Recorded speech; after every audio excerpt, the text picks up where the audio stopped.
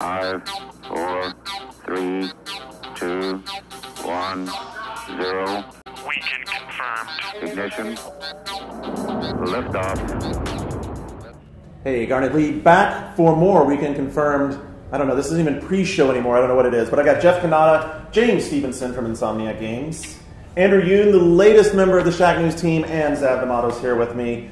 Guys, all kinds of stuff we're still trying to get through. We're doing all games here on day 2 of E3. I want to kick right off with old is new again, Halo Anniversary. So everyone knew it was coming. It had leaked a long time ago, but finally they showed it off. And one thing that's really cool about Halo Anniversary is that you can actually play the classic mode or the new engine mode on the fly. So you can be playing the game, you hit a button, and it switches to classic mode. So I got to ask you a question. Just like Secret of Monkey Island. Exactly. Except. So now, let me ask you a question.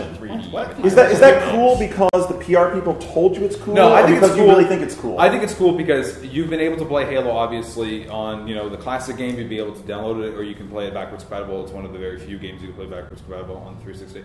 And now, those people who love Halo can play it online co-op, the original version. Yeah, right. Achievements. People are achievement whores. Gotta get Chivos, I gotcha. And they also changed the field of view because the old game was not 16 by 9. They had to redo it, so now it is 16 by 9. So it does give you a good sense of what the game looked like versus what it looks like now. Well, it's kind of crazy too. It's like a time capsule, right? Like it is. You, in some ways, our mind, Halo has aged probably more gracefully than it has. So it's kind of cool to be able to actually see. Oh wow, that's what it actually. Oh, not in some like. ways. Wait till when you click that button, you're like, oh. Yeah, exactly. Then you click it on the textures. And stuff you can do the warthog jumping, and then in the middle of the jump, switch it to the new style or switch to the old style. Achievement unlocked. Yeah, there's a bunch of other. Yeah, that was the Secret of Monkey Island achievement where you switch to the old one. I just think that part of it is cool. Of course, it's also a budget game. If this was a $60 game, I would not be talking about how this is a cool addition. Interesting. Also, how they're doing it they're running 2 engines simultaneously on this thing. They're actually running the entire old Halo game engine, physics and all, to run the game, and then just a rendering engine on top of that. To put it on the screen. So all you're doing when you're clicking the button is turning off the new rendering engine and going back to the old original engine. I'm much more impressed with how Eco and Shadow of the Colossus looked redone than I haven't seen it. It's gorgeous. It It really looks does. like brand new games. Well, now it has a frame rate that lets you play it. Oh, Shadow of the Colossus definitely has a frame rate that lets you play it now. I thought Eco I think they did a really nice job. Nice job with the textures. You're a huge nerd for that game. Oh, dude, I'm a huge nerd. Like, Eco is up there in my top 3 games of all time. I'll always will be like, anytime Eco, boom, definitely number 1 game. Yeah, I mean, but for Halo, that was pretty much it. There's other things to it. The online stuff for that game, super confusing. People are going to be really confused how that Why stuff is that? works. The game itself comes with Halo Reach. You can play multiplayer, but it's only 6 maps. Well, so we should say it's Halo classic maps as envisioned in the Reach engine. Right. But it's only those 6 maps. It's only those 6 maps. No other Halo Reach maps. There are going to be playlists in Halo Reach to play those maps. You can install the disc to get those maps in Halo. It's a long list of what the shit is going on? How's the matchmaking going to work? You know what? How many people are going to buy that game that don't own Reach, though? How many? Not many. Halo fans, a 10-year anniversary. I mean, don't own Reach? That don't own Reach. Oh, that is true. This game will feed those maps into Reach, which I think is going to be the selling point for those people. Well, multiplayer is obviously a big deal. There's some PS3 games that are going for multiplayer. I'm going to tell you right now, I think that after seeing it, Starhawk could be the dark horse for PlayStation 3's next big multiplayer game. I love what these guys are doing with the multiplayer. This idea of taking some ideas from tower defense, taking some ideas from classic PC modes like Capture the Flag, and combining it with the Warhawk world, translated into a Wild West sci-fi thing. Holy cow, that game's amazing. That game, even having seen the preview stuff, I was thunderstruck by how good it was. It plays amazing. The look is amazing. It really does look good. The style is just, it's sophisticated, it's old, it's dark, but it's hilarious. Just I like my women. I mean, Hey. nice. I can't say enough good things about Dylan and those guys. Just amazing. Super cool. Amazing job. Yeah, I got my demo from Dylan, and we literally spent probably an hour going through all the different modes in the games. And one of the things, little details, the character models, and then the detailing in every element in the game. I'm looking at just the Hawks. And the points of articulation in the way they went through and did all of the armature that it would take for the wings to like transform into like a Gerwalk mode it's crazy. And it all, like when they fold up, it's not like they're faking shit. You could see it's all Transformers, the game. And everything working perfectly. Yeah, it's a I love bitch that. slap to Transformers because it's so well done. Yeah, it's like old school Transformers where you can actually tell how it was transformed. And this idea of you being able to pull stuff down from your orbital dropship and bring in support items, it's cool because I like the way, this is the way Dylan explained it. I will give him, like, this is the way they explain it, but it does work. It's like a slimmed down version of a tech tree. If you want to get to sniper rifles, then you call in sniper towers. Mm-hmm. If you lose your sniper towers, you lose your sniper rifles. Pretty simple, like, progression, but it works really well on the fly. I like that. I like that quite a lot. There's crazy that it's so polished, considering it's alpha, beta, I don't even know. I don't know if they're calling it alpha. They're next year. Usually they don't say that, and if it's that far out, it's probably not. I mean, it looks better than a lot of completed games on. And the single player looks really fun as well. Mm-hmm.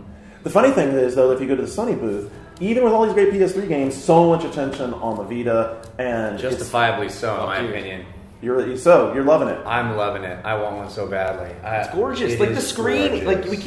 You can't see the screen online. You must see it in person. And when or Best Buy, and see one of those 7-inch OLEDs they have. If you see an OLED screen, that's what you're buying, and it's amazing. And then sitting Uncharted on that, and it looks exactly like when I'm home on my big HD TV with my PS3. It's great, and there's so many. I messed around with Mod Nation Racers and stuff, and just like drawing tracks. It's just boop boop boop. Now I'm driving that track. A little bit of that stuff when you're dropping things. That game it's like so good. Yes, I played Wipeout, and it's so weird because they have that PS3 Vita cross play, and the thing is, the game looks better on the Vita because of the screen. The OLED screen is amazing. The only thing I'm not completely sold on is the back touch. How come?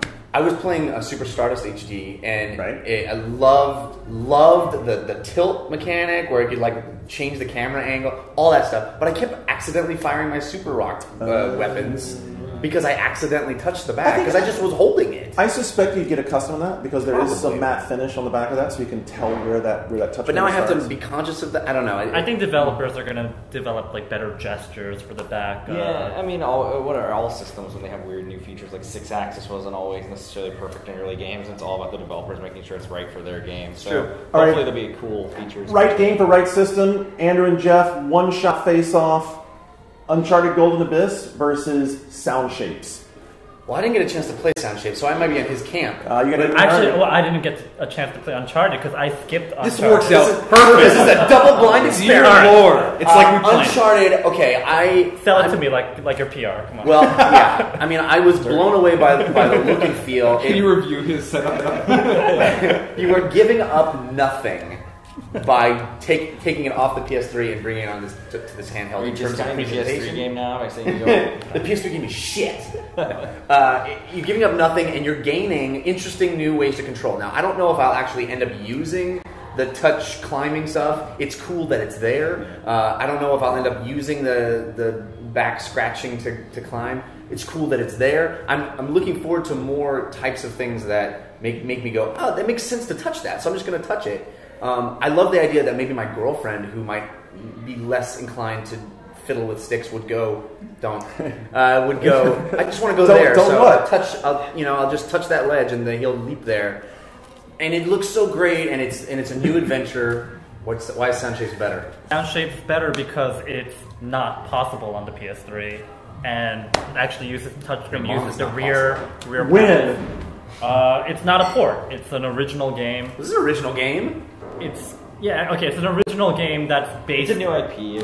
It's not just a new IP. It's like a very different way of playing. Well, it's an original experience, whereas Uncharted is the same or a similar experience to what we've seen on the console. And the back panel stuff actually works. So it implements gestures. It's not about like touching it specifically or finding the right place. It's all about just swiping it in a certain way, and that actually works out really well. I'm excited to try it. Lo-fi being a hit for Vita potentially is a surprise. It's going to be both lo-fi and console experience with dual analog sticks. But you'll be able to have both on Vita, which is what's awesome.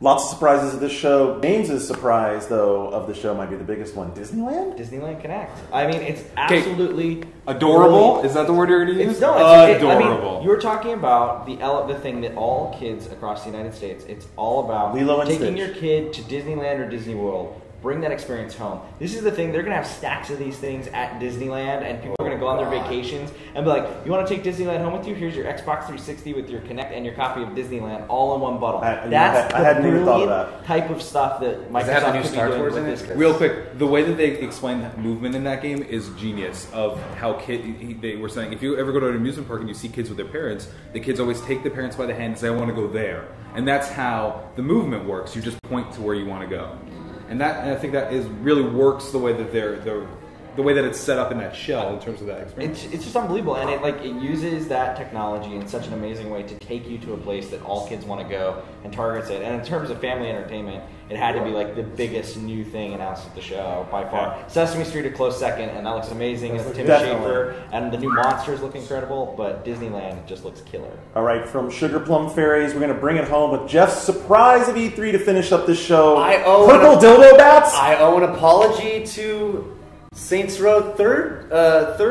What is it called? Make it right here. Make it right here. Here's the camera. I apologize to the camera. I was a hater. I thought that the tone and the crude humor were enough that I didn't even want to go to the presentation at E3. I was like, we can skip this one, guys. Yeah, that's what you did. Listen, I felt that way. I was like, ugh, oi, this is why I gave it a bad name. Oi, I said, oi. Looks incredible. There is so much. It looks like so much fun. There's so many different ways to just kick the shit out of somebody, and it takes all of the earning stars and getting the cops after you and from Grand Theft Auto. It just removes that completely because you're this superstar, popular person who they just like, can I get your autograph? And then you kick them in the nuts. And they're like, oh, can I still get your autograph? It's hilarious. And then they showed a mission section, and the writing is actually clever, interesting, unique, funny. I was blown away by this game, and I come 180-degree turn. I cannot wait to play it. All right, there you go. That's plenty of reason to turn in tomorrow because you have no idea what we're going to talk about then. We'll be back to wrap up E3 tomorrow. Until then, thanks for joining us, and we are Ghost.